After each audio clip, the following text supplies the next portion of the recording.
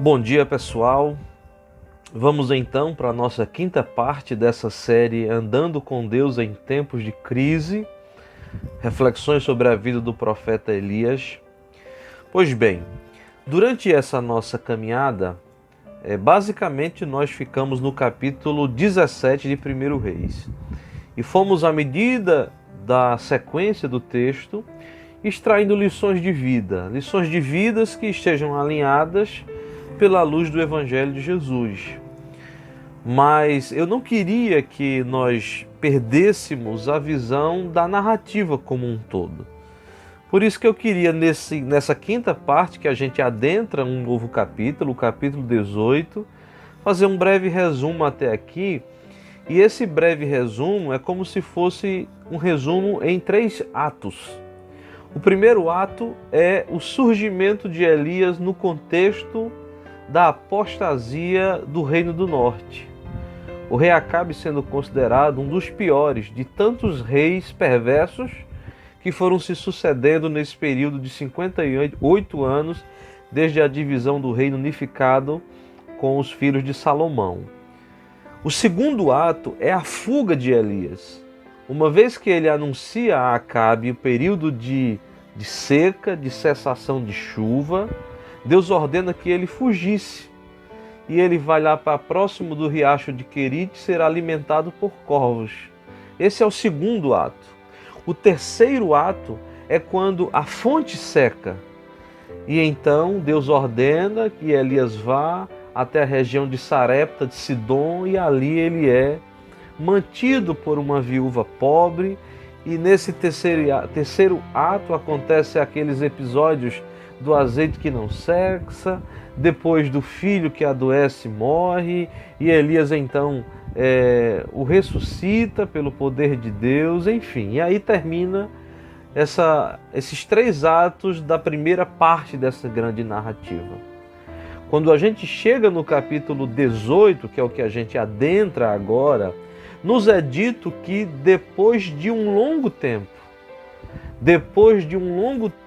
especificamente, precisamente, no 3º ano da seca, então Deus fala novamente com Elias para que ele se apresente a Acabe, anunciando que ele iria enviar chuva dos céus. Mas antes da gente chegar nesse momento, muita coisa vai acontecer. E o capítulo 18 de 1 Reis nos apresenta 2 personagens. Na verdade, nos apresenta um personagem e aprofunda um pouco mais sobre quem era esse rei Acabe. O personagem que ele nos apresenta é a figura de um homem chamado de Obadias. Por isso que eu vou querer ler com você esse texto de 1 Reis 18, versículo 3 e 4, sobre esse homem chamado Obadias e como ele surge na história. Diz assim o texto, acompanhe. Obadias, o responsável por seu palácio de quem? De Acabe, era um homem que temia muito ao Senhor. Enquanto Jezabel, a esposa do rei Acabe, estava eliminando os profetas do Senhor, Obadias reuniu 100 profetas e os escondeu em 2 cavernas, 50 em cada uma, e lhes forneceu comida e água. Esse é Obadias, um homem que, servindo ao rei Acabe, ainda assim servia a Deus. A esposa do rei Acabe, a Jezabel, era perversa, sanguinária. E ela, nesse afã persecutório, ia matando os profetas de Deus.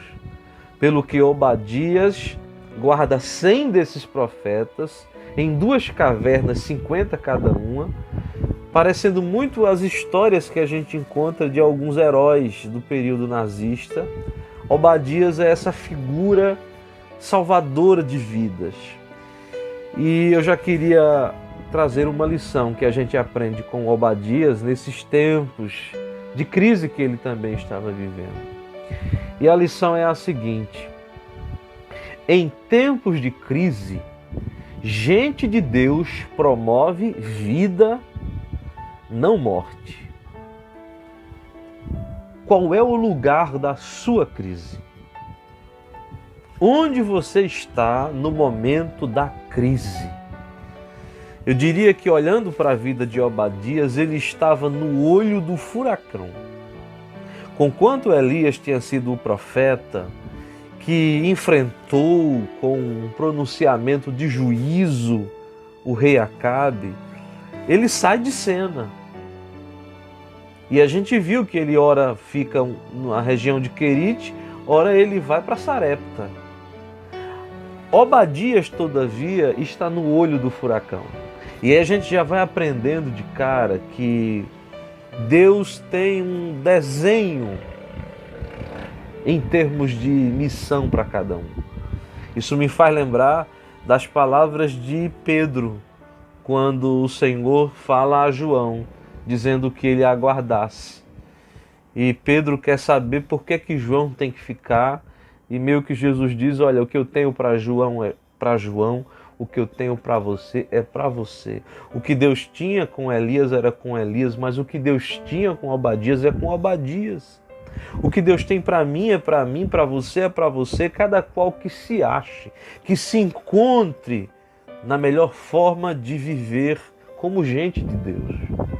Mas Obadias nos ensina uma coisa muito preciosa. Obadias nos ensina que mesmo ele servindo lá no olho do furacão, no palácio real, aonde a maior inimiga dos profetas de Deus estava, Jezabel, ainda assim, Obadias, como gente de Deus, vai promovendo vida. Promovendo vida. Eu pergunto a você, o que é que você promove nesses tempos de crise? Você é um agente da morte? Você é um agente do caos? Você é um profeta da tragédia? Ou você é gente que vai passando e deixando o cheiro de vida?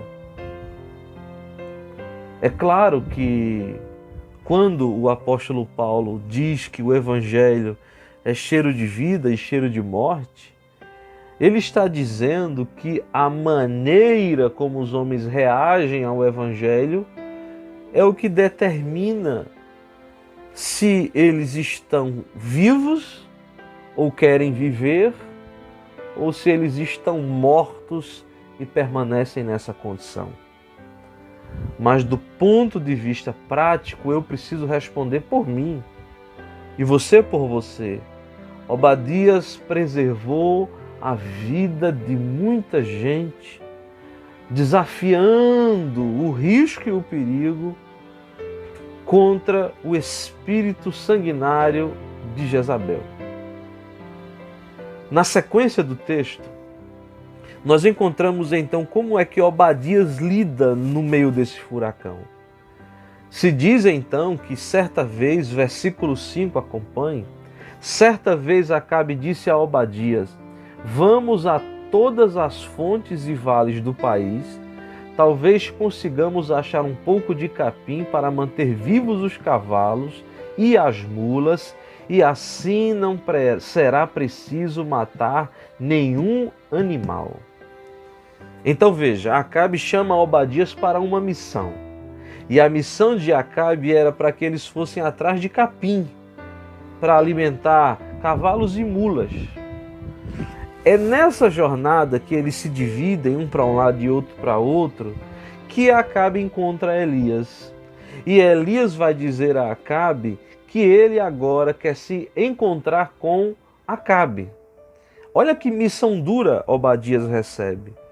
E resumindo o que está no capítulo 18, que você pode ler depois, o que Obadias diz a Elias é o seguinte, olha, se eu disser a Acabe que tu está aqui, se ele te encontrar, ele te mata. Mas se eu disser a Acabe que tu estás aqui, se ele não te encontrar, ele mata a mim. Porque é esse o espírito de Acabe. Só que eu queria que você percebesse que coisa curiosa. Acabe se dispõe a procurar capim para não sacrificar mulas e cavalos. ao passo que Acabe não tem dificuldade nenhuma de acabar com a vida de muita gente. Sabe o que é que eu aprendo com isso? A segunda lição que eu queria lhe dizer é que no meio da crise, não se desumanize, não perverta valores essenciais. Nada contra cavalos e mulas, mas Acabe foi se desumanizando de tal forma que ele foi capaz de fazer longas viagens para não matar cavalos e mulas, ao passo de que facilmente ele poderia dar cabo de uma vida. Não se desumanize. É muito fácil a gente se desumanizando, principalmente em tempos de crise, onde parece que a racionalidade vai dando lugar a um embrutecimento. E a gente vê isso nas redes sociais. Por mais que alguém possa emitir sua opinião, e todos somos livres para isso, mas as reações são animalescas, são embrutecidas. Há pessoas perdendo o senso do que significa ser gente. Vai se desumanizando. E minha gente, o Evangelho nos humaniza, nos faz enxergar o que é o ser humano, ou o que deve ser o ser humano, segundo Deus, segundo a imagem de Deus. A vida humana tem valido muito pouco no discurso de muita gente, na prática de muita gente. Então, em tempos de crise, minha gente, cuidado para você não ir se desumanizando de tal forma que você comece a perverter valores essenciais. E por fim, para não ficar muito longa essa nossa parte, essa quinta parte, eu queria ler qual é o resultado do encontro entre Elias e Acabe.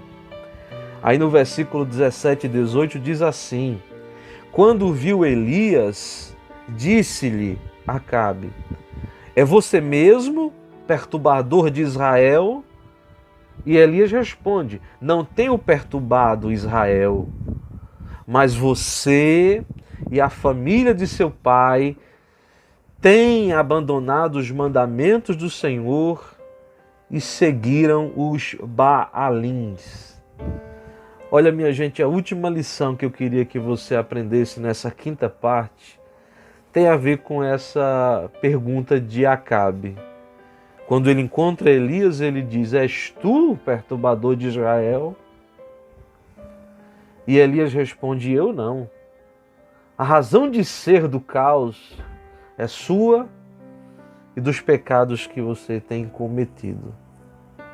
A lição que eu quero, por fim, deixar para você é essa: não culpe Deus, nem ninguém, quando as consequências dos seus próprios erros chegarem. Bem-aventurado é quem sabe discernir as próprias faltas. Bem-aventurado é quem é capaz de perceber a extensão dos seus atos, as consequências das suas atitudes e com elas aprenderem a melhorar. É muito fácil a gente transferir culpa. É muito fácil a gente perguntar onde está Deus quando as coisas saem do nosso controle. É muito fácil a gente eleger culpados pelas coisas que nos acontecem, mas é muito difícil a gente perceber como nós participamos de modo concreto em relação a muitas coisas ruins que procedem como consequências das nossas atitudes. Que Deus nos ajude, que Deus nos abençoe e que nós sejamos capazes de ter um olhar lúcido. Que a gente promova a vida, que a gente não se desumanize e que a gente seja maduro o suficiente para discernir as nossas próprias faltas e as consequências dos nossos erros. Deus abençoe você.